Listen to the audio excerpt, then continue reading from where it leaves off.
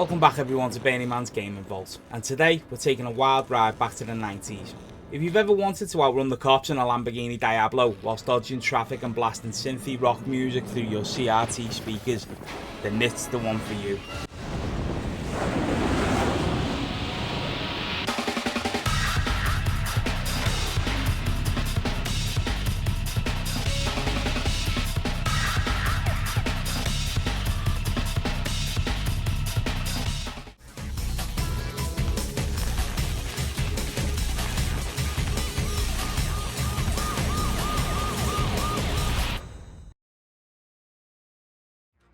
Need for Speed Hot Pursuit dropped in 1998.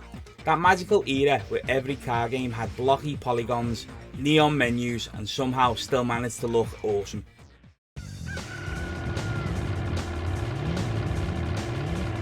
Three, two, one, go!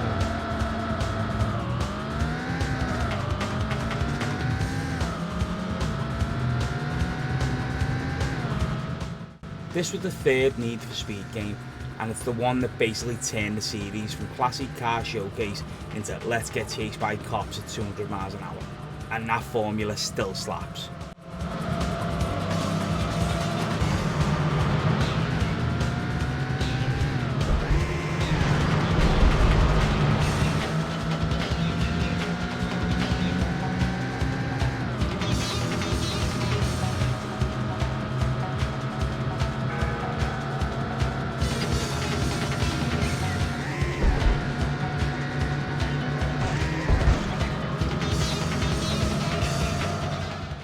Booting this up on the PS1, the nostalgia hits hard.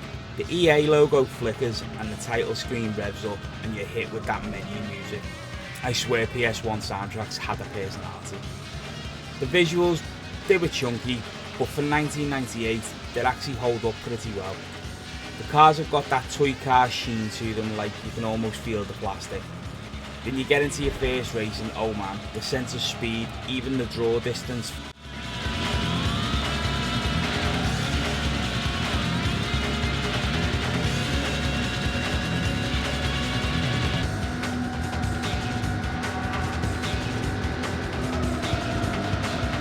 Lap 2.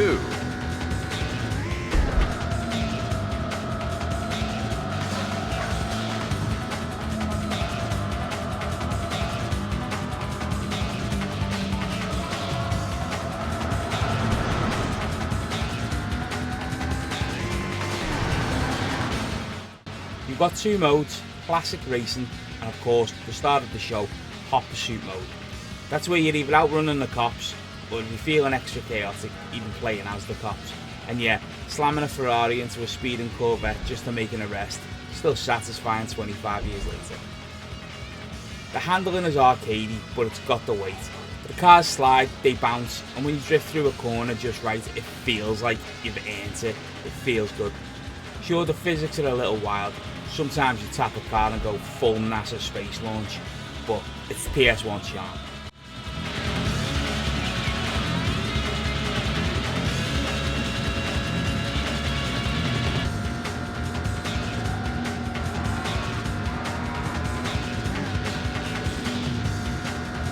That's your best lap, lap 3.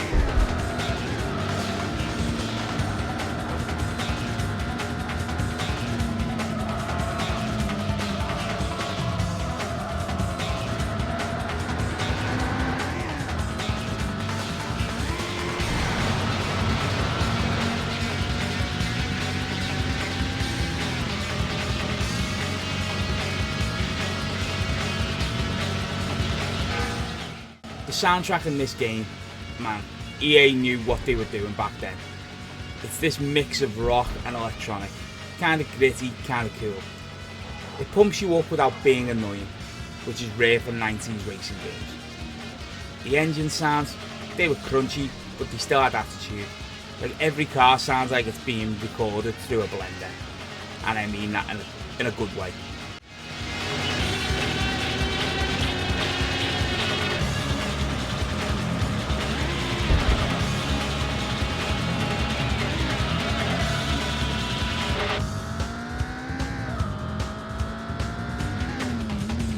You've won the race.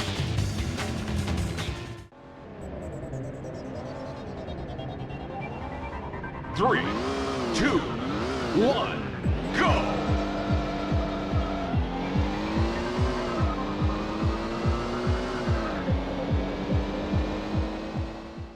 The cops in this game are ridiculous. They'll appear out of nowhere like, surprise, we heard you were having fun, then suddenly you're dodging spike strips, roadblocks, and honestly, the chaos is what makes the game timeless. You can be flying down a highway vibing, and then bam, a cop hits you with a ticket, and you're right back at the start. Brutal but hilarious. Moments like these are why this game lives rent-free in my brain. It's not just about winning, it's about those close calls, those holy crap, how did I just survive that moments.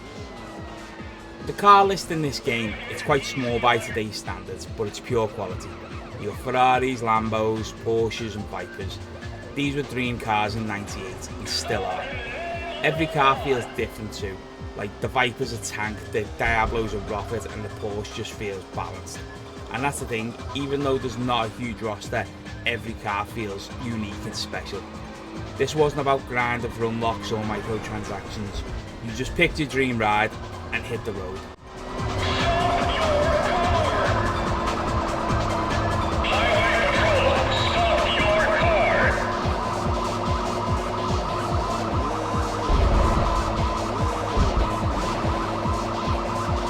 It's the final lap. This game basically built the foundation for every future Need for Speed we know. Hot Pursuit 2, Most Wanted, Rivals, they all owe something to this one. And yeah, EA eventually remade Hot Pursuit in 2010, which is a great game, but this original, it's got that raw, scrappy energy that modern racers kinda lost. It's not about perfect graphics or massive open worlds, it's about having fun. So my overall verdict on this game, going for the pros, the gameplay loop is timeless. Cops versus racers, it never gets old. The soundtrack still bangs, and the game is surprisingly smooth handling for a PS1 title, and it's got pure 90s nostalgia in every pixel. The downsides, limited tracks and cars compared to modern games, some rough PS1 physics and pop-in. The AI cheats kinda harder than your friend in Mario Kart. But here's the thing, the game's soul is still alive. You can feel the developers having fun with it, and honestly, that's what makes it so special. So my final rating for this game would have to be an 8.5 out of 10. It ain't perfect, but it's an absolute classic. The thrill, the music, the cops, it's everything a 90s racer should be. If you've got a PS1 or an emulator handy, do yourself a favour and go back and give this one a play again. Anyway, that's going to do it for today's retro review. If you enjoyed this ride down memory lane, please hit that like button, drop your favourite Need for Speed memory in the comments, whack that subscribe for more gaming nostalgia.